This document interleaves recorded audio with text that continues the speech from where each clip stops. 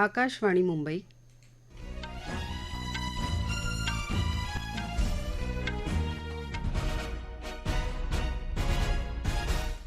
मनीषा देवणे राष्ट्रीय बातम्या देत आहे. ठळक बातम्या.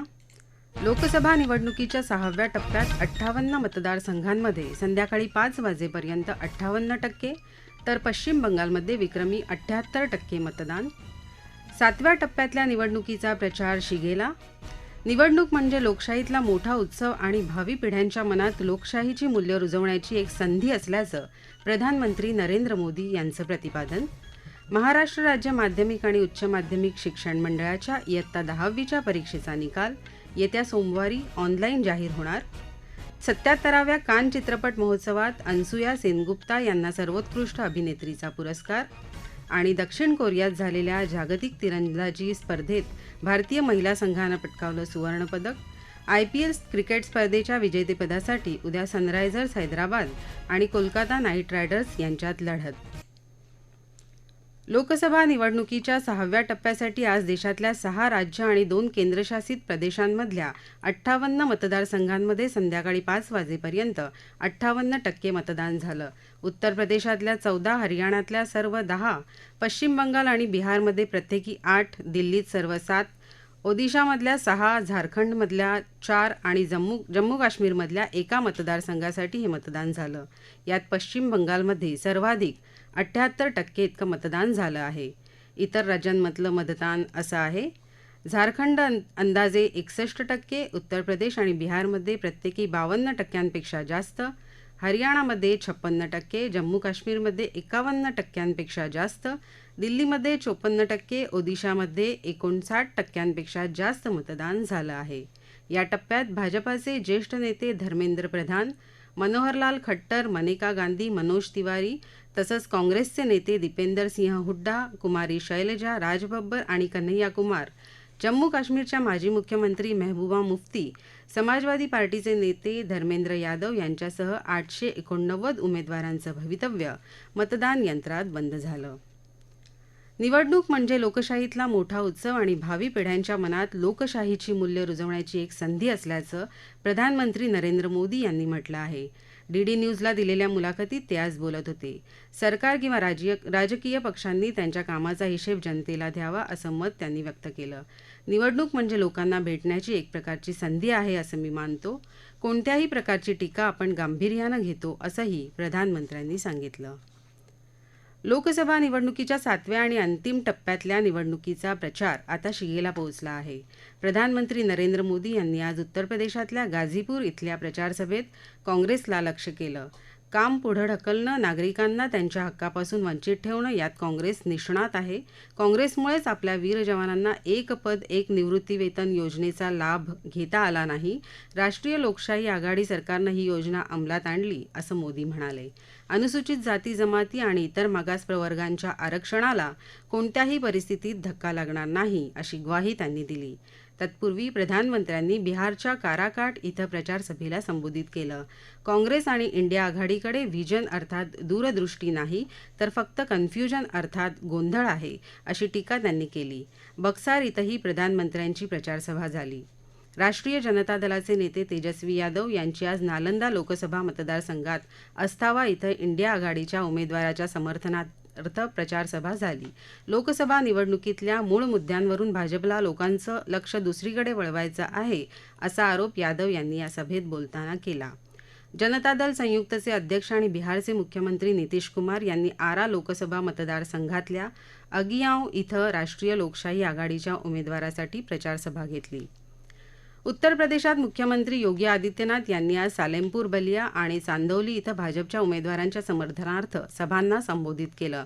प्रधानमंत्री नरेंद्र मोदी यांच्या नेतृत्वात गेल्या 10 वर्षांमध्ये दहशतवाद आणि नक्षलवादाचा बिमोड झाल्याचं प्रतिपादन त्यांनी केलं. बहुजन समाज पक्षाच्या प्रमुख मायावती यांनी गोरखपूर इथं प्रचारसभा घेतली. काँग्रेसची चुकीची धोरणंच त्यांच्या अधोगतीला कारणीभूत असल्याचं त्या म्हणाल्या. भाजपनं भांडवलवादी आणि श्रीमंतांना मदत केल्याची आणि गरिबांकडे दुर्लक्ष केल्याची टीका त्यांनी केली. समाजवादी पक्षाचं सरकार असताना अनुसूचित जाती जमातीच्या नागरिकांना बढतीत मिळणारं आरक्षण रद्द झाल्याचं त्यांनी सांगितलं. काँग्रेसच्या सरचिटणीस प्रियांका गांधी आणि समाजवादी पक्षाचे अध्यक्ष अखिलेश यादव यांनी गोरखपूर इथं एका प्रचारसभेला संबोधित केलं. राष्ट्रीय लोकशाही आघाडी सरकारच्या चुकीच्या धोरणांमुळे देशात महागाई आणि बेरोजगारी वाढल्याचा आणि यामुळे सामान्य नागरिकांना समस्यांचा सामना करावा लागत असल्याचा आरोप प्रियांका गांधींनी केला. पूर्वांचलमधल्या बहुतांश जागांमधलं वातावरण पाहता यंदा विरोधी आघाडी सत्तेत येईल असा दावा अखिलेश यादव यांनी केला. लोकसभा निवडणुकीच्या पहिल्या 5 टप्प्यांमधल्या मतदारांचा अंतिम आकडा निवडणूक आयोगानं आज प्रसिद्ध केला. मतदानाची आकडेवारी आधीपासूनच उमेदवारांकडे असल्याचं आयोगानं स्पष्ट केलं. या 5 टप्प्यांमध्ये 50,72,00,000पेक्षा जास्त मतदारांनी आपला हक्क बजावल्याचंही आयोगानं नमूद केलं. मतदानाची आकडेवारी उपलब्ध करून देण्यात कोणताही विलंब होत नसल्याचं तसंच प्रत्येक टप्प्यातल्या मतदानाच्या दिवशी सकाळी 9:30 वाजल्यापासून वोटर टर्नआउट या ॲपवर ही माहिती उपलब्ध असल्याचंही आयोगानं दिलेल्या निवेदनात म्हटलं आहे. या राष्ट्रीय बातम्या आकाशवाणीच्या मुंबई केंद्रावरून देत आहोत. राष्ट्रीय बातमीपत्रात आपलं पुन्हा एकदा स्वागत. महाराष्ट्र राज्य माध्यमिक आणि उच्च माध्यमिक मंडळानं मार्च 2024 मध्ये घेतलेल्या इयत्ता 10वीच्या परीक्षेचा निकाल 27 मे म्हणजेच येत्या सोमवारी दुपारी 1 वाजता ऑनलाईन जाहीर केला जाणार आहे. मंडळाच्या mahsssboard.in या संकेतस्थळावर हा निकाल विद्यार्थ्यांना पाहता येईल. गुणपडताळणीसाठी आणि गुणपत्रिकेच्या छायाप्रतींसाठी 28 मे 2024 ते 11 जून 2024 या काळात मंडळाच्या संकेतस्थळावर ऑनलाईन पद्धतीनं अर्ज सादर करता येतील. 77व्या कान चित्रपट महोत्सवात सर्वोत्कृष्ट अभिनेत्रीचा पुरस्कार अभिनेत्री अनसुया सेनगुप्ता यांना मिळाला. कान चित्रपट महोत्सवात हा पुरस्कार पटकावणाऱ्या त्या पहिल्या भारतीय आहेत. बल्गेरियाचे चित्रकर्मी कॉन्स्टान्टिन बेजानोव यांनी लिहिलेल्या आणि दिग्दर्शित केलेल्या द शेमलेस या चित्रपटातल्या भूमिकेसाठी सेनगुप्ता यांना हा पुरस्कार मिळाला. दक्षिण कोरियामध्ये झालेल्या जागतिक तिरंदाजी स्पर्धेत भारतीय महिला संघानं सुवर्णपदक जिंकलं आहे. ज्योती सुरेखा वेन्नम, परनीत कौर आणि अदिती स्वामी यांच्या संघानं तुर्कीच्या संघाला अंतिम सामन्यात पराभूत केलं. दरम्यान ज्योती आणि प्रियांश यांना मिश्र दुहेरीत अमेरिकेच्या ऑलिव्हिया डीन आणि सॉयर सुलियन यांच्याकडून पराभव पत्करावा लागल्यामुळं रौप्य पदकावर समाधान मानावं लागलं.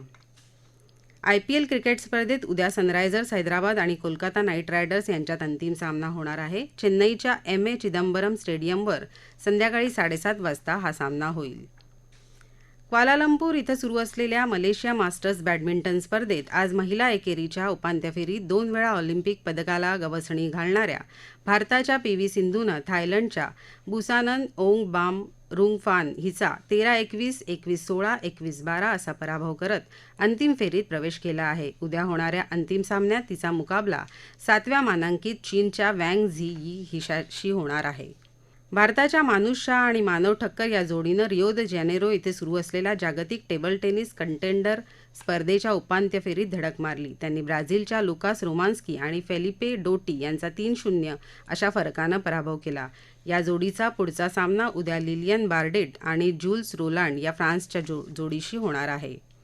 जपानमधल्या कोबे इथं सुरू असलेल्या पॅरा ॲथलेटिक्स जागतिक स्पर्धेत महिलांच्या 200 मीटर T12 विभागात भारताच्या सिमरन शर्मानं सुवर्णपदक पटकावलं आहे.